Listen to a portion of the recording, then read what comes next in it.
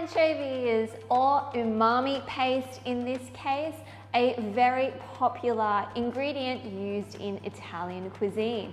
Now, anchovies are often used as a spice or a seasoning to flavor dishes to give them a lot of umami and salty flavors. So today we're going to be going around the world and using ingredients that traditionally have a lot of umami and also incorporating the Maillard reaction, bringing out lots of flavor to this umami paste. So to get started, as always, we want to prep all of our ingredients.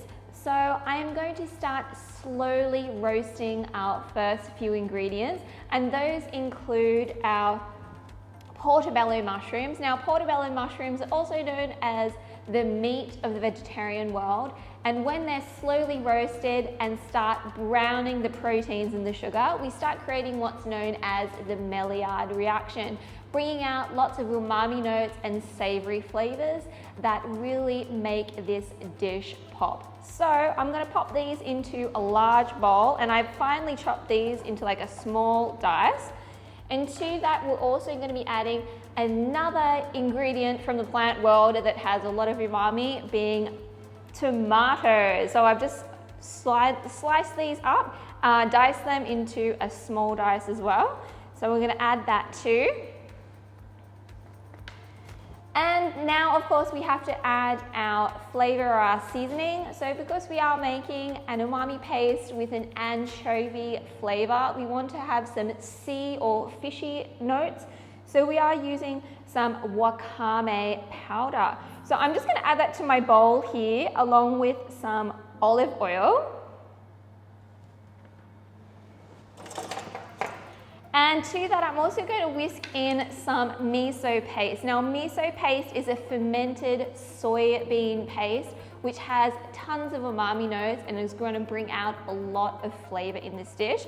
So I'm going to whisk that together with all my other ingredients here in my bowl,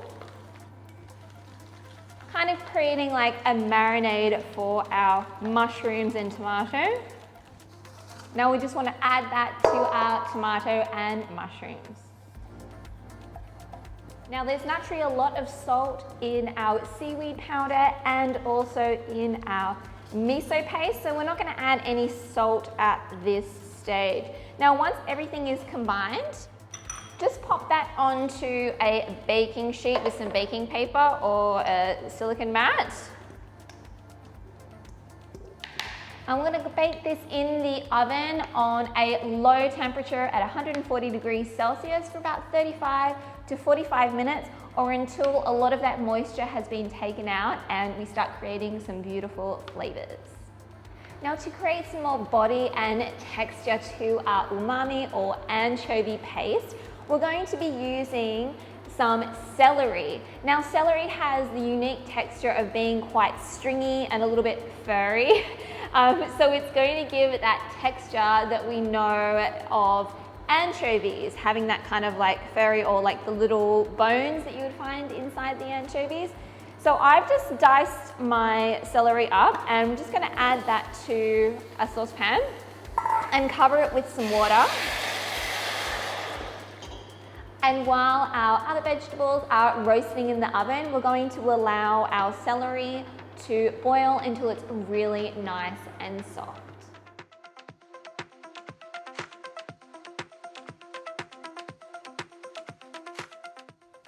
So I just pulled my roasted mushroom, tomato, and seafood seasoning out of the oven. And as you can see, it's actually reduced a lot. It's got a lot smaller. So now, while it's still a little bit warm, I'm just going to sprinkle over like a couple of tablespoons of water just to help kind of deglaze and get all of that flavor off the bottom. So we're just going to let that sort of sit just for a moment. And meanwhile, we have here our celery, which has been cooked and it's super, super soft. And we're just going to get a nut milk bag or a lint-free clean cloth, and I'm just going to pop that inside, and we're going to squeeze out some of the moisture.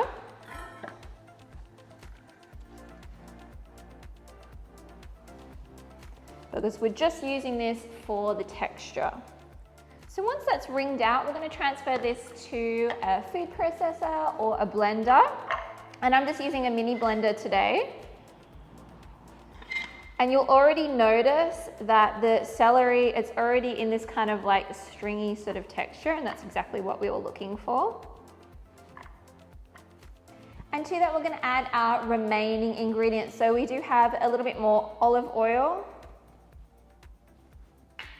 some nutritional yeast. Now that's going to add additional umami and a lot of savory flavors.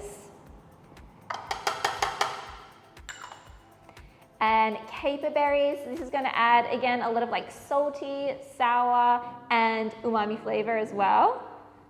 And capers is also one of those ingredients that you do see paired with a lot of seafood. So it's going to really make our mind think that we're eating fish.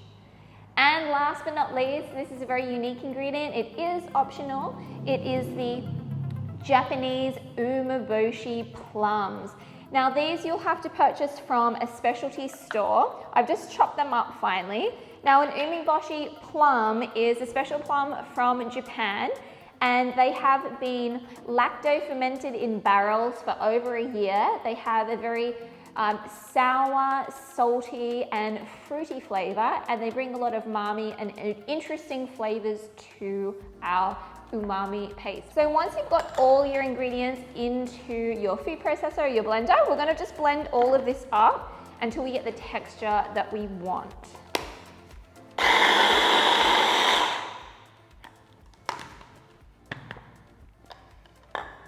Now you may need to scrape the sides down just to make sure everything gets combined. So once everything is combined, you want to give it a taste just to ensure you've got enough salt in there. So we're going to give this a try. Oh, it does taste very fishy. There's a lot of umami in there.